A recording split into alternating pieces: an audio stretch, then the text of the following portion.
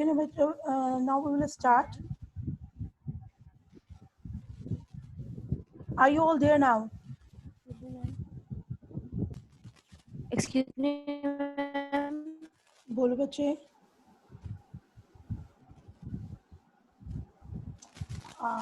You are not audible. Okay, I request you all to hold your queries right now. थोड़ा सा ना अभी जो है वो अपनी आप लोग क्यूरीज को होल्ड कर लो थोड़ा सा, क्योंकि हर जगह ही जूम को लेके और इंटरनेट कनेक्शंस को लेके थोड़ा सा इशू आया हुआ है, तो उसमें जैसे जैसे हमारे पास लोड बढ़ता है तो हमारी प्रॉब्लम आता रहता है. Okay, can you all see the screen? Yes ma'am. Okay, अच्छा, अगर कहीं पे कोई प्रॉब्लम हो तो मुझे बता दीजिएगा. थोड़ा सा आज हम लोगों का एजेंडा ये है कि we will try to wind up all those topics that were left behind. थोड़ा सा हम लोग जो प्रोजेक्ट है उसको थोड़ा सा सम अप करने की कोशिश करेंगे. कुछ मैं आप लोगों को पुराना हम लोगों ने जो ओवरव्यू डिस्कस किया हुआ था कॉर्पोरेट गवर्नेंस को लेके, स्टेक होल्डर्स को लेके, उसको थोड़ा सा रिकॉल करेंगे और तमाम चीज़ों को सम अप करके मैं आप लोगों को कि हम लोगों ने जो एनवायरमेंटल एनालिसिस था या आप लोगों ने ओवरऑल उसमें स्टेक होल्डर्स को लेके किस तरीके से फर्दर काम करना है. ठीक है. अच्छा, anyone else who is also using the computer right now? Yes, ma'am. Rabab. रबाब. रबाब, मैं अगर आपको और किसी और के पास बुक भी है? Ma'am, I also have book, Can like you the PDF version. okay, can you share the screen? Okay, let it be. वो फिर उसमें बिला वजह कुछ ना हो जाए. चलो फिर हम लोग इसी में ही करते हैं ना. ओके, लीव इट बी ना. इसी में ही मैं अपने पास ही जो मैंने स्क्रीन शेयर की हुई है हम इसको लेके कंटिन्यू करते हैं. ठीक है. Now Okay, ma'am. Shall we start now. Okay बच्चे, थोड़ा सा हम लोगों ने कॉर्पोरेट गवर्नेंस में जैसे हम लोग कॉर्पोरेट प्लानिंग एंड परफॉर्मेंस में हम लोग बात कर रहे थे. So we started with the overview of corporate governance at hand. हम लोगों ने बात की थी कि हम लोग कॉर्पोरेट गवर्नेंस को लेके किस तरीके से वर्कआउट कर रहे होते हैं, and in absence of good governance we won't be able to grow our company. We won't be able to develop the reputation that is required for the growth of our company in the market. तो ये तमाम चीज़ें हमारे पास मौजूद थी. ज़ाहिर है ये आप लोगों का प्री रिक्विजिट है, पुराना सब्जेक्ट है. इसको लेके हम लोगों ने थोड़ा सा क्विक वो लेते चले गए थे. वी डिड नॉट, जहाँ पे बहुत ज़्यादा ज़रूरत थी वहाँ हम लोगों ने डिटेल्स डिस्कस कर ली थी. We have discuss so far the issues in corporate governance, जो हमारे पास कहीं ना कहीं या ऑब्लिगेशंस जो आपके डिफरेंट स्टेक होल्डर्स की होती हैं टूवर्ड्स द कंपनी. क्योंकि एक बात हम लोगों ने की थी कि good governance can only be maintained when all the parties should ensure their liabilities to be fulfilled. यानी ये कि वो जो उनकी रिस्पॉन्सिबिलिटीज़ हैं वो उनको इंश्योर कर रही हो कि वो अपना वो फुलफिल कर रहे हैं. ये चीज़ें हम लोगों को ख़ास तौर पे देखनी थी. हम लोगों ने मॉडल्स डिस्कस किए थे. अच्छा, फिर हमारे पास आगे फर्दर जो डिटेल्स में the book in PDF form is somehow different from the one we discussed early in the classroom. थोड़ा सा आई गेस एडवांस वर्जन है उसका एंड न्यू एडिशन है. तो इसमें मगर बहरहाल जो कॉन्सेप्ट्स हैं वो सेम रहते हैं, कोई ऐसा फ़र्क नहीं पड़ता. हमारे पास जो है वो लीगल एंड रेगुलेटरी आप लोगों ने एक एक स्टेक होल्डर्स को लेके बात की थी, जो हम लोगों ने चैप्टर 2 में हम देख रहे होते हैं. चैप्टर 3 में हमारे पास है obligations to society, to investors, to employees, to customers and managerial obligations. Then we moved on towards अब शेयर होल्डर्स. हम लोगों ने जब OECD की गाइडलाइंस डिस्कस की थी तब भी हम लोगों ने डिस्कस किया था इंडेक्स को लेके. मैं एक ओवरव्यू देने का मकसद ये है कि बहुत सारी चीज़ें तो कॉमन कॉन्सेप्ट्स हैं जो मतलब क्लियर हैं, अंडरस्टैंडेबल हैं, हम लोगों की ईजिली हम लोगों की नॉलेज में होते हैं और समझ में आ रहे होते हैं, कॉमन सेंस वाली बात होती है. But there are few things that has to be considered while dealing with each and every stakeholder. हम लोगों ने एनवायरनमेंट डिस्कस किया। एनवायरनमेंट हमारे पास माइक्रो एनवायरनमेंट में मैक्रो एनवायरनमेंट्स थे, और उसमें हम लोगों ने माइक्रो एनवायरनमेंट के जो फैक्टर्स थे, internal factors of an internal factors that comprises that develops the internal environment of the organization. उसमें हमारे पास एम्प्लॉयज़ थे, उसमें हमारे पास कस्टमर्स थे, उसमें हमारे पास सप्लायर्स थे, इंटरमीडियरीज थी, कॉम्पिटिटर्स थे, कस्टमर्स थे, और ये लोग बजाते खुद हमारे पास एक ऑर्गेनाइजेशन के स्टेक होल्डर्स में भी शामिल होते हैं। तो अगर हम स्टेक होल्डर्स की बात करें तो स्टेक होल्डर्स भी समहाउ इसी चीज़ को लेके फोकस कर रहा होता है। एनवायरनमेंट को डिस्कस करते हुए भी हम लोगों ने ये बात की थी कि आप एक एक इंटरनल कंपोनेंट को उठा के एक एक मैक्रो एनवायरनमेंट को लेके कंसिडरेशन में रखते रहेंगे। Like what are the employees consideration regarding the demographic, the economic, the ethical considerations that are related to the employee scenario, the legal considerations that are related to employee scenario, and there are much more now. ठीक है, तो ये तमाम चीज़ें हम लोग देख रहे होते हैं और हम लोग वर्कआउट कर रहे होते हैं। फिर हम लोगों ने सप्लायर्स को लेके भी बात कर रहे होते हैं। अच्छा, जब हम लोग स्टेक होल्डर्स में लेके बात कर रहे हैं तो गवर्नमेंट और वो तमाम, अब इस गवर्नमेंट और उनकी हम लोगों ने थोड़ी सी चीज़ें पहले डिस्कस कर ली थी कि what are the factors that should be considered while dealing with the government. Internal उसमें हमारे पास एम्प्लॉयज़ आ रहे होते हैं, एम्प्लॉयज़ को लेके हम लोगों ने थोड़ा डिटेल में बात कर चुके हैं। कॉम्पिटिटर्स को लेके हम लोग बात कर रहे होते हैं। कॉम्पिटिटर्स को लेके हम लोग जब एक बात कर रहे होते हैं कि वैसे तो हमें मालूम है कि we have to understand the competition, we have to analyse the competition, but the things that should be considered most is the nature of competition. Like elastic and inelastic commodity आप पढ़ रहे होते हो, और इसी के साथ साथ हम लोग देख रहे होते हैं, हमने इकोनॉमिक्स में पढ़ा था there were two type of competition. What were these? Main heads की बात कर रही हूँ। Perfect competition and imperfect competition. Good. The perfect competition and the imperfect competition. Perfect competition की जब हम लोग बात कर रहे होते हैं तो perfect competition की कुछ considerations हैं, कुछ scenarios हैं जिनको लेके हम कहते हैं कि अगर वो considerations और वो scenarios fulfill हो रहे होते हैं तो हमारे पास एक organization may be considered the part of perfect competition। ठीक है, जिसमें हमारे पास हम कह रहे होते हैं कि there should be dealing with the uniform commodity, जो उनकी डीलिंग है वो यूनिफॉर्म कमोडिटी में होनी चाहिए है। यूनिफॉर्म कमोडिटी से क्या मुराद है कि हमारे पास फॉर एग्जांपल, और ये ज़्यादातर कमोडिटीज़ वो कमोडिटीज़ होती हैं जो हमारी यूनिफॉर्म कमोडिटीज़ होती हैं, लाइक जो विदाउट वैल्यू एडिशन होती हैं, जिनको हमने जब इलास्टिसिटी और इनइलास्टिसिटी में डिस्कस किया था तो हमने कहा था रॉ मटेरियल्स में be considered a bit inelastic in nature. जैसे जैसे वैल्यू एडिशन होता जाता है हम कहते हैं कि ओके सही है, the level of elasticity increases. अब जब मैं परफेक्ट कंपटीशन की बात कर रही हूँ तो परफेक्ट कंपटीशन में भी वही चीज़ है कि हमारे पास यूनिफॉर्म कमोडिटीज़। अब यूनिफॉर्म कमोडिटीज़ तो उसी वक्त ही होंगी ना जब हम लोग कह रहे हैं कि they are nature produced, they are somehow similar in nature, and therefore the prices of those commodities should also be same.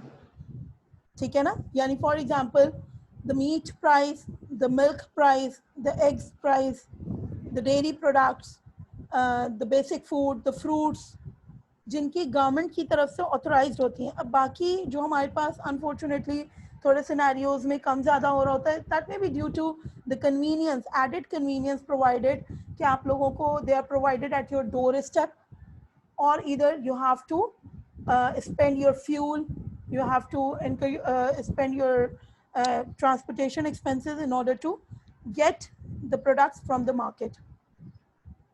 तो आपकी जब परफेक्ट कंपटीशन की ये सारी कमोडिटीज़ हैं तो परफेक्ट कंपटीशन में तो हमारे पास एक कंपनी का, इसीलिए कर्व्स जो हैं वो ज़रा डिफरेंट किस्म के होते हैं। सिमिलर हमारे पास नेचर जा रही होती है और उसमें marginal revenue is equal to average revenue, यानी हम लोग कह रहे होते हैं कि विद इंक्रीज इन आपके with increase in number of units आपका वो ऑटोमेटिकली बढ़ता चला जाता है जो सेम आपका रेवेन्यू होता है, एवरेज रेवेन्यू। अब ये चीज़ कि आप परफेक्ट कंपटीशन में डील कर रहे हैं या इम्परफेक्ट कंपटीशन में डील कर रहे हैं। परफेक्ट कंपटीशन में डील कर रहे हैं तो स्टिल उसमें भी एट टाइम्स यूनिफॉर्म कमोडिटीज होती हैं, फ्री एंट्री एंड एग्जिट होता है, लीगल ऑब्लिगेशंस कम से कम होती हैं। फ्री एंट्री और एग्जिट का मतलब यही है कि लीगल ऑब्लिगेशंस कम से कम है और इसी वजह से उसमें प्रॉफिट्स यूनिफॉर्म होते हैं। आपका जो बिजनेस है वो किस एरिया में डील कर रहा है, you have to understand that thing. Pricing strategy, the 4 P's of marketing: product, price, place, promotion. Product, price, place, promotion. And pricing is one of the biggest challenges while selling your product in the market, क्योंकि हम कहते हैं कि अगर आप गलत price market में गलत प्राइस के साथ प्रोडक्ट को लॉन्च करते हो तो आपकी प्रोडक्ट सेल आउट नहीं होती, and by the end you have to reduce your price in order to bring it to the equilibrium position. Equilibrium पे लाने के लिए आपको उसे प्राइस को नीचे लाना पड़ता है, जो लॉ ऑफ डिमांड भी कहता है और हमारे पास कंज्यूमर इक्विलिब्रियम से भी हमें पता चलता है। फिर हम लोग बात करते हैं फ्री एंट्री एंड एग्जिट, क्योंकि रॉ मटेरियल है, नेचर ज़्यादातर कमोडिटीज़ हैं, उसमें मिनिमम कंसिडरेशंस हैं, तो इसी वजह से हमारे पास गवर्नमेंट की उसमें ऑब्लिगेशंस भी कम से कम होती हैं। This is the reason we are able to start any kind of grocery shop everywhere. आप कहीं पे भी, उसके लिए आपको गवर्नमेंट से बहुत बाकायदा परमिट, उसके में लीगल कॉम्प्लिकेशंस कम से कम होती हैं। मगर जब हम लोग बात कर रहे होते हैं पर्सनलाइज्ड सर्विसेज की, इंडिविजुअल सर्विसेज की, लीगल उसकी, तो उस सूरत में हमारे पास लीगल ऑब्लिगेशंस बढ़ती से बढ़ती चली जाती हैं। अच्छा, फिर हम लोग बात करते हैं इम्परफेक्ट कंपटीशन की। परफेक्ट में हमने कहा अगर आपकी प्राइस जो है यूनिफॉर्म नहीं है, या तो आपके पास प्राइसिंग हाई होने का बहुत सॉलिड रीज़न हो, आपकी क्वालिटी, ज़्यादातर जो वैल्यू एडिशन सिनेरियो है that lies with the perfect competition and that also develops the goodwill of the organization is the quality provided. यानी हम कहते हैं कि ओके सही है, I might purchase the milk from one seller as compared to the one who is selling the milk at low price due to the reason कि मुझे उसका milk जो वो दे रहा है उस पर मुझे reliability है, I am sure of it, I am confident कि वो मुझे मिक्सिंग के साथ नहीं दे रहा, मिलावट के साथ नहीं दे रहा। मगर जो दूसरा है वो मुझे हो सकता है मैं उसके साथ कंफर्टेबल नहीं हूँ, तो उस बुनियाद पे में कि हम कहते हैं कि जी क्वालिटी प्रोडक्ट यूनिफॉर्म कमोडिटी है, मगर उसके बावजूद क्वालिटी प्रोडक्ट होने की वजह से, फ्रेश प्रोडक्ट होने की वजह से मैं शायद दूसरे की प्रोडक्ट को प्रेफरेंस दूँ regardless of their high price, and that automatically contributes to the goodwill of the organization. ठीक है ना? इनको जब हम परफेक्ट कंपटीशन की कमोडिटीज को लेके बात कर रहे होते हैं, तो रॉ मटेरियल कमोडिटीज को, तो it's not easy to work out with the branding because the customer is not interested in branding in those commodities. यहाँ पे नाम जो है वो अब कहीं कंज्यूमर ब्रांड्स होते हैं और मर्चेंट ब्रांडिंग एक और कॉन्सेप्ट होता है। जो इसमें ज़्यादा प्रेसिडेंस आती है, प्रेफरेंस आती है, वो मर्चेंट ब्रांड्स को आती है as compare to the product brands itself. Merchant brands क्या होते हैं, यानी फॉर एग्जांपल जैसे हम लोगों ने बात की ना कि कौन सा शॉप वाला रिलायबल है, उसकी मार्केट में रेपुटेशन कैसी है, क्रेडिबिलिटी कैसी है। दिस इज़ द रीज़न कि हम लोग जब देखते हैं कि चिकन को लेके KNNs ने काम शुरू किया, तो उनका मार्केट में इतना अच्छा, उनको रॉ चिकन को लेके इतना अच्छा फीडबैक नहीं मिल पाया। या अगर हम मीट वन की बात करें तो comparative market share of meat one is very low as compared to the unbranded suppliers within the market. यानी ये कि जब हम ख़ास तौर पे कन्वीनियंस गुड्स में बात करते हैं तो कन्वीनियंस गुड्स में हमारे पास स्टेपल्स को लेके the distribution channel, the merchant brands are far more important as compared to the product brands. This thing one has to keep in mind क्योंकि प्राइस हम नहीं सेट कर रहे होते मार्केट में, प्राइस मार्केट में कंज्यूमर और डिमांड ऑटोमेटिकली इक्विलिब्रियम सेट होता है. Either your competitor defines the price, either your consumer defines the price. अब उस सूरत में अगर अम्मी बच्चे आप भी बुला रही हैं आपको. अरीबा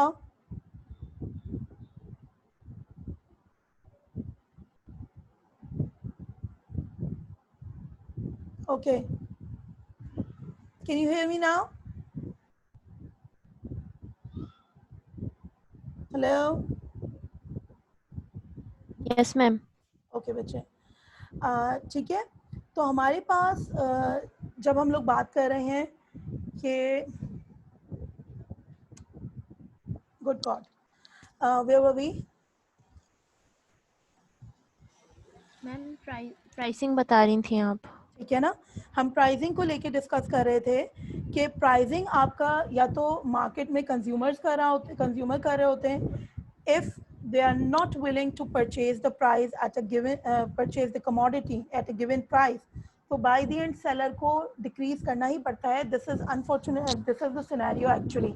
Unfortunately हमारे यहाँ जैसे हम लोगों ने OECD की गाइडलाइंस के वक्तों में बात की थी कि रोल ऑफ स्टेक होल्डर्स इतना वर्स्ट है कि हम लोग जो है वो अगर कोई जो सेंसिबल अवाम है वो बोल भी रही होती है कि ओके सही है, just boycott that particular commodity for a period of time in order to reduce the price, in order to bring it into the equilibrium position. तो हम उसके बावजूद वो प्राइस हम हाई प्राइस में ख़रीद रहे हैं जब भी वो लो पे आ नहीं पा रहे, और उसमें हमारा इंडिविजुअल, क्योंकि हमारे अंदर कलेक्टिविज्म अनफॉर्चुनेटली ज़रा सा ख़त्म होता चला जा रहा है. अच्छा, जो हम बात कर रहे थे वो ये बात कर रहे थे कि अब ये चीज़ें भी बजाते खुद एक ऑर्गेनाइजेशन को इंडिकेशन दे रही होती हैं क्योंकि सही रोल ऑफ स्टेक होल्डर्स क्या है. मैं can I charge abnormal profits to these customers? Do they have the courage to complain against it? Do they have the courage to boycott against the product? Do they, अगर वो ये तमाम चीज़ें करने के उनके अहल हैं तो I will be far more considerate, I'll be far more concerned while making a little change in the price. मैं ज़रा सा भी चेंज लाते हुए सोचूंगी 10 मरतबा, क्योंकि जाहिर है हम मार्केट में बैठे होते हैं being the seller for selling our product, और अगर ये सेल नहीं हो रही होती तो हमारे लिए प्रॉब्लम हो जाती है. तो लास्ट जब हम लोग बात कर रहे थे परफेक्ट कंपटीशन में, तो परफेक्ट कंपटीशन में भी आपके पास जो ब्रांडिंग है उसका रोल इतना, हम लोग कह रहे थे कि रोल इतना स्ट्रॉन्ग इसलिए नहीं होता क्योंकि आपकी उसी प्राइस के अंदर आपको लेकर आना है. यानी अगर मैं कह रही हूँ कि if the normal milk is 120 and the package milk is 140, तो वो जो एडिशनल 20 रुपीज़ कोई दे रहा है तो वो उसको अलग रीज़न है कन्वीनियंस का. They might not be able to go to the market every now and then, they might not be getting the facility of receiving that commodity on daily basis. उनके लिए मार्केट रोज़ाना जाना problem होता है, उनको delivery नहीं हो पा रही होती. There whatever are the reasons, मगर उनकी अपनी रीजंस हैं, या they want to be they want the convenience of like ready to use commodity कि आप बॉयल नहीं करना चाह रहे, आप कीपिंग नहीं करना चाह रहे, आप सेफली वो एक उसमें रखा रहे आपका महीने भर तक, और वो तमाम चीज़ें. तो हर एक के अलग अलग रीजंस होते हैं. स्टेपल्स में जब हम लोग बात कर रहे हैं तो स्टेपल्स आर दोज कमोडिटीज़ जिसमें हमारे पास प्राइजेस मार्केट में फिक्स्ड होती हैं, खुद आपको देखना होता है. कंपटीशन पे हम लोग लेके बात कर रहे थे कि हमें हर सूरत मार्केट प्राइस को देखते हुए अपने एक्सपेंसेस को उस मार्केट प्राइस के अंदर फिट करना है. हम मार्केट प्राइस से ज़्यादा चार्ज नहीं कर सकते until and unless we are providing some extraordinary kind of value addition. उस सूरत में तो जस्टिफाइड होगा, क्योंकि कस्टमर के पास कोई एक्स्ट्रा स्केल नहीं है जिसकी बुनियाद पे वो कहे कि जी I'm willing to purchase this particular commodity instead of that particular one. ठीक है ना? अच्छा, फिर हमारे पास जो हमारी बात थी वो हमारे पास बात थी इम्परफेक्ट कंपटीशन की।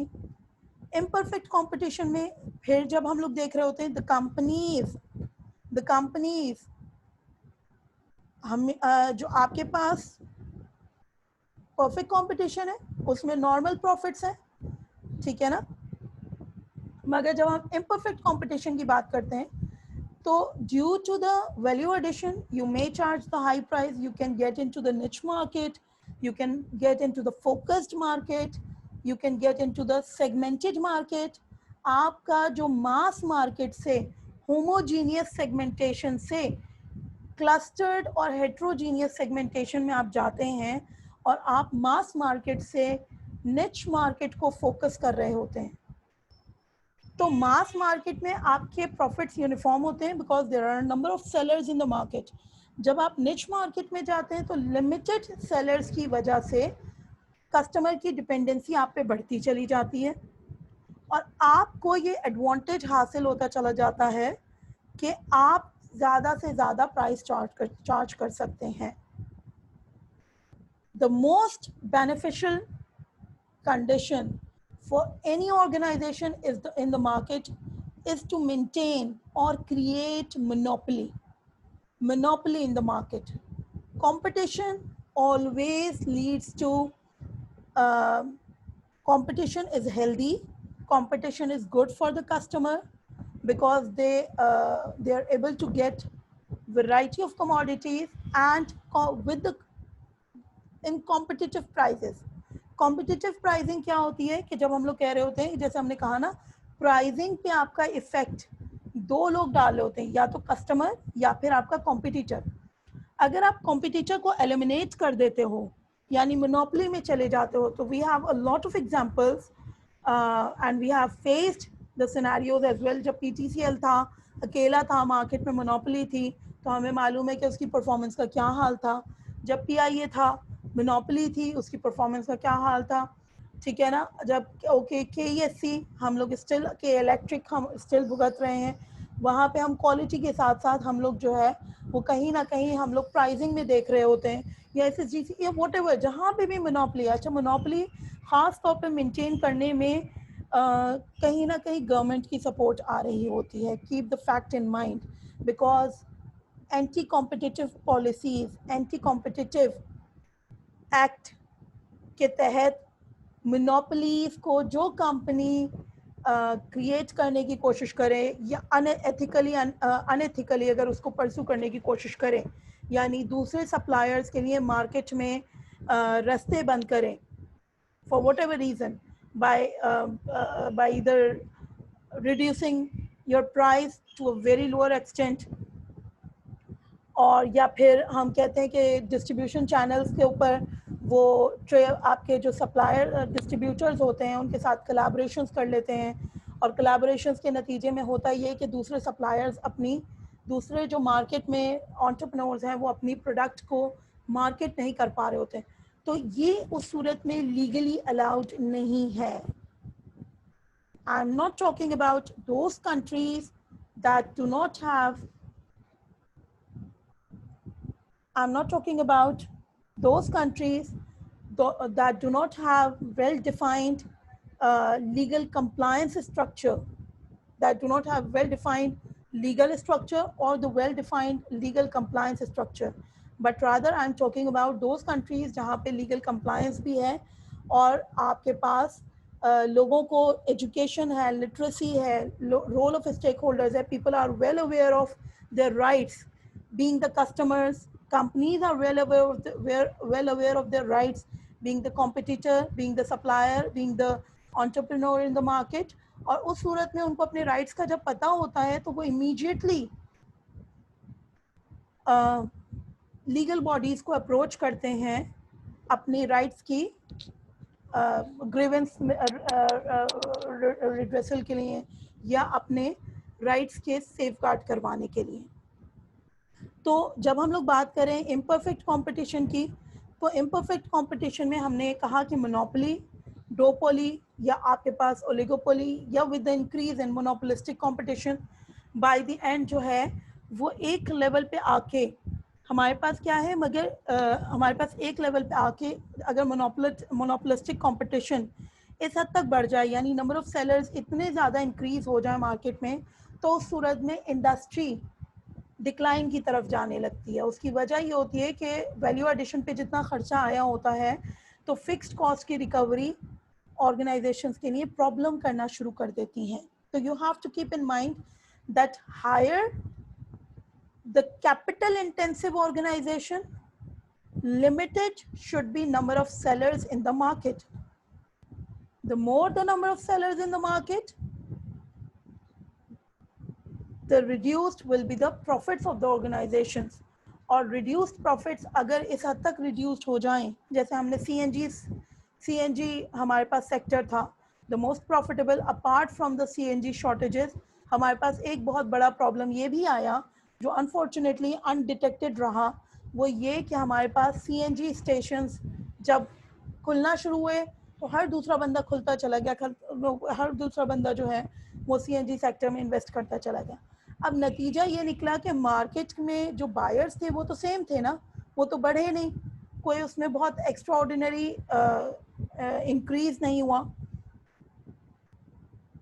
तो उस सूरत में क्या है, उनकी कॉस्ट की रिकवरी मुश्किल होती चली गई। So that was all about the competitive. Obviously, there are a lot more considerations that may occur as a result of further pursuing in depth. हम जब देखते चले जाते हैं तो हमें और से और चीज़ें मिलती चली जाती हैं। Is that is all about the competitor part? Is there any query that is that you want to know about? किसी को अगर कोई problem इस part से related? So we may continue the rest of the lecture in the next slot, क्योंकि हमारे पास थोड़ा सा time short हो रहा है। Any query class? No, ma'am. Any query related to this? No, ma'am. अच्छा देखो, जब हम लोग अब ये सारी हमारी बात करने का मकसद क्या था, हम अब एक एक स्टेक होल्डर को जो सामने रख के बात कर रहे हैं, तो now you also have to, आपने ऑलरेडी मार्केट अपना एनालिसिस किया हुआ होगा, आपकी जो कमोडिटी है वो किस हद तक इलास्टिक है, किस हद तक इनइलास्टिक है, वो तो आपने कंज्यूमर प्रेफरेंसेस को सामने रखते हुए बात की थी। अब जब परफेक्ट कंपटीशन को सामने, परफेक्ट कंपटीशन या इम्परफेक्ट कंपटीशन को रख के सामने रखते हुए हम बात करते हैं, तो कंपटीशन आपकी प्रोडक्ट को लेके किस किस्म का है मार्केट में? Do you have a lot of suppliers in the market? Does it belong to the perfect competition kind of market? और उसको लेके लाइक आप लोग अगर कोई ऐसी कंपनी को डील कर रहे हैं, जैसे हमने कहा ना K&N's की चिकन थी, या हम बात कर रहे हैं ऑलपर्स मिल्क है, मिल्क पैक मिल्क है, या आपका there are lot more suppliers, उसमें मीट वन आपके पास फर्दर आया है। तो अगर आप इन लोगों को लेके स्टेपल्स में रॉ गुड्स को लेके बात कर रहे हो, nature produced raw form goods को लेके बात कर रहे हो, तो उस सूरत में कंपनीज के लिए प्रॉब्लम होती जाती है अपने प्रॉफिट्स को परसू करने में। प्राइस जैसे ही हाई होती है, जैसे मिल्क की, हो सकता है पहले बहुत सारे लोग शायद पैक्ड मिल्क की तरफ जा रहे हो, मगर फिर ग्रेजुअली जब मिल्क जैसी प्राइस हाई होती है, वो पैकेज की तरफ से हम कहते हैं कि ओके सही है, जब प्राइसेस हाई होती हैं, प्राइसेस लो होती हैं, रिड्यूस होती हैं, तो you may jump from normal good to superior good. मगर जब प्राइसेस हाई हो रही होती हैं तो आप इंफीरियर की तरफ नहीं जाते हो, मगर सुपीरियर गुड से कभी कभार आप नॉर्मल गुड की तरफ वापस ज़रूर आ जाते हो। सो ये चीज़ें आपको, आप जिस सेक्टर में डील कर रहे हैं वो किस हद तक इलास्टिक है, किस हद तक इनइलास्टिक है, प्लस कितना कंपटीशन कितना स्ट्रॉन्ग है मार्केट में, सेलर्स कितने स्ट्रॉन्ग हैं और कितने नहीं हैं। फॉर एग्जांपल अगर हम बात करें अभी इंटरनेट के इत्तेफाक से, I was discussing the same thing with another class 2 days before, कि हमारे पास इंटरनेट कंपनीज थी, इंटरनेट कंपनीज ग्रो करना शुरू हुई थी, but with the arrival of telecom, with the jump of telecom sector into the internet service provision, हमने देखा कि immediately हमारे पास वो कंपनीज जो हैं वो वापस मार्केट से, चाहे वो क्यूबी हो चाहे वो वाइट ट्राइब हो, वो सफ़र करना शुरू हुई और मार्केट से उनका विड्रॉवल के चांसेस बढ़ते चले गए। और अब फाइनली वो पॉइंट आया हुआ है कि they are asking government to put a ban, to lay out some restrictions on telecommunication companies in order to safeguard their market share. यानी ये कि बजाय वो खुद क्वालिटी प्रोडक्ट पे वो करने के या अपने कॉम्पिटिटिव प्राइसिंग, क्योंकि एक पर्टिकुलर उनका इंफ्रास्ट्रक्चर ऐसा है कि एक पर्टिकुलर प्राइस से वो नीचे जा ही नहीं सकते हैं, और with the limited market share क्योंकि रिड्यूस्ड है, मार्केट में सेलर्स बढ़ते चले गए, शायद उनका मार्केट पैकेज रिड्यूस हो जाता, मगर क्योंकि मार्केट में सेलर्स ऑटोमेटिकली बढ़ते चले गए, substitutes automatically place the automatically increases the elasticity of commodity.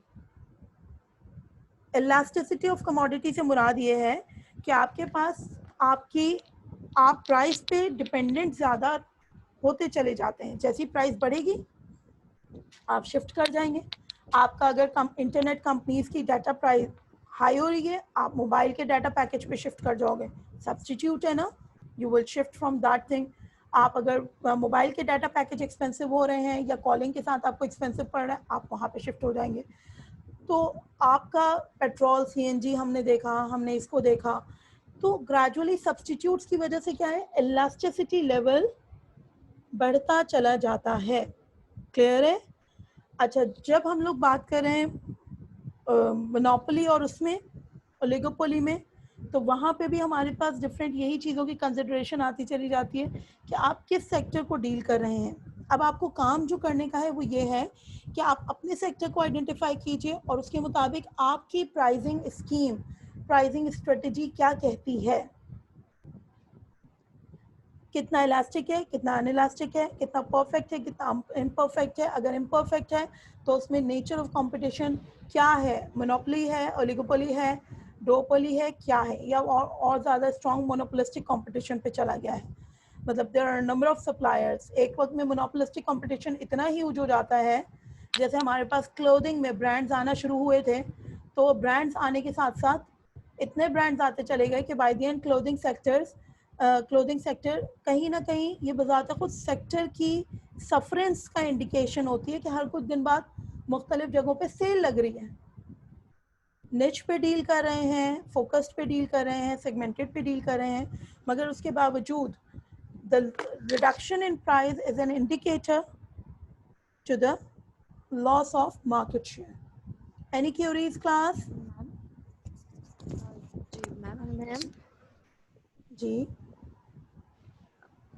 Ma'am, I have a question कि आपने जो एग्जांपल दी थी पीआईए की, कि जब वो सिर्फ पीआईए था तो उसकी परफॉर्मेंस, और पीटीसीएल की भी, तो उसका मतलब you were connecting it with perfect competition, तो वो उससे आप कनेक्ट कर रही थी कि जब मोनोपोली होती है तो जो सर्विसेज होती हैं, जो क्वालिटी होती है प्रोडक्ट की, वो बुरी होती चली जाती है।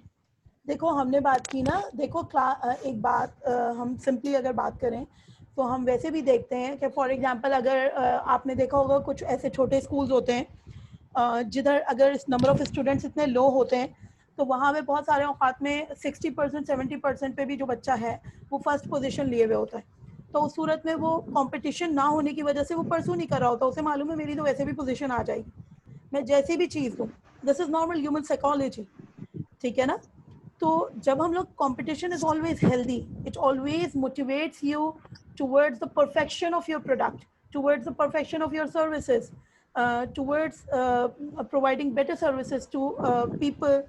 सही है ना? तो आप यहाँ पे भी जब देख रहे होते हैं कि ऑर्गेनाइजेशंस भी जब उनको अगर ये मोनोपोली उनकी क्रिएटेड होती है तो उन्हें मालूम होता है कि ओके सही है, हमारी प्रोडक्ट या सर्विस जैसी भी हो,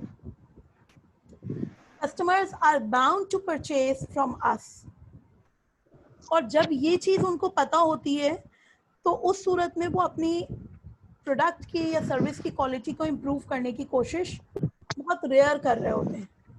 गेटिंग माई पॉइंट? क्योंकि improvement always needs some extra expenditures, so why should I bother अगर मेरी जो ख़राब चीज़ है वो भी अगर लोग अच्छे पैसों में ख़रीद रहे हैं तो व्हाई शुड आई बॉदर। मगर जैसे कंपटीशन आता है, कंपटीशन का रिजल्टेंट यही होता है कि हमारे पास ऑटोमेटिकली उनको पता होता है कि अगर लोगों के पास अब चॉइस है, अगर अगर प्रोडक्ट की प्रोडक्ट की क्वालिटी ख़राब होगी, लोग शिफ्ट कर जाएंगे दूसरी तरफ। And we have seen the clear cut scenario with the PTCL था, अकेला था। पीटीसीएल ब्रॉडबैंड भी आया था, मगर उस वक्त तक उसकी क्वालिटी उन्होंने कोई इतनी अच्छी नहीं की थी। मगर with the arrival of competitors in the market, monopoly ज़्यादातर सिर्फ गवर्नमेंट ओन्ड एंटरप्राइजेज में रखी जाती है, और उसका मकसद ये होता है कि गवर्नमेंट खुद मेंटेन, क्योंकि गवर्नमेंट वहाँ पे इंश्योर करने की जिम्मेदार होती है। गवर्नमेंट एक्चुअली शुड बी इस हद तक लॉयल होनी चाहिए है, और इस हद तक डेडिकेटेड होती है कि जो है गवर्नमेंट उसकी क्वालिटी को मेंटेन कर रही होती है, इंश्योर कर रही होती है। मगर प्राइवेट सेक्टर में कभी भी इस चीज़ को लेके फ्री हैंड नहीं दिया जाता। Is that clear? Yes ma'am. Question कि ये जो आपने सारा कंपटीशन का बताया जो हमें अपनी मारियो वन सेकेंड, अगर ऑटोमेटिकली अभी सेशन ड्रॉप हो जाए then we will switch on towards the next session, ठीक है? हम लोग एक काम करें, if this is less than 1 minute we should I think move towards the next slot, ठीक है? खुद ही हम एंड कर देते हैं। Okay ma'am. ओके।